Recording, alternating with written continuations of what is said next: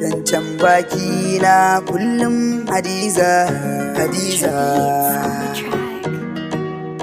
Na baki soyayya ta a zuciyar kiki sanya ta, ke na baiwa amanar so, kar da ki bar na a jajanta. Rayuwa ta kan bautar sanki anan zan kare ta, yadda na ja ruhina babu batun in kyale ta.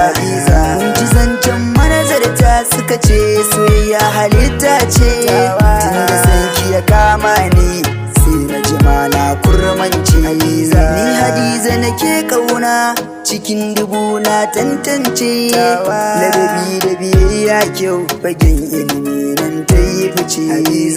Sannan me kunya ce tana da aji karshen zance. Hadiza mai kyau ce daga kallo zuciya ta sace. Na gama zafi na daga kanki ba zan da san wata ba. Na dau alkawari ki ce ta fari ban sauya ba. Ashe soyayya wanda ya kama ba zai iya furta ba. Ko da ba ka so in ka kama ba zai yi ka ɓoye ba. Ya sa ka kai hauka san batu baka kyale ba. Ka kasa cin komai in abin da ka so baka samu ba. Hadiza kare da ki bar na a soyayya ki yi gaba. Kalamun soyayya daga baki na ki ta zuba. In na rasa ki Hadiza ido na ba zai rinsa ba.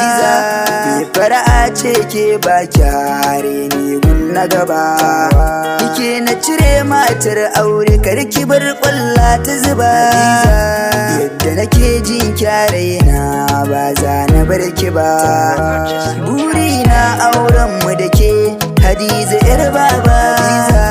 Idan da rai da rabo zan aure ki diyar baba.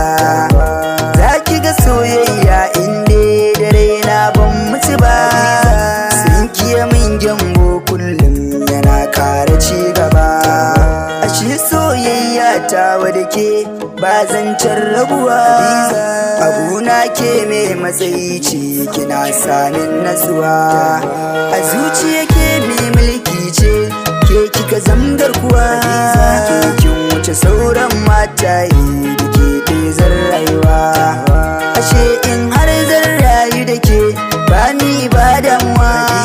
Gangar jiki in ba numfashi san ba rayuwa. Kaunar ki ta mamaye duka jiki ta gama yin yaduwa.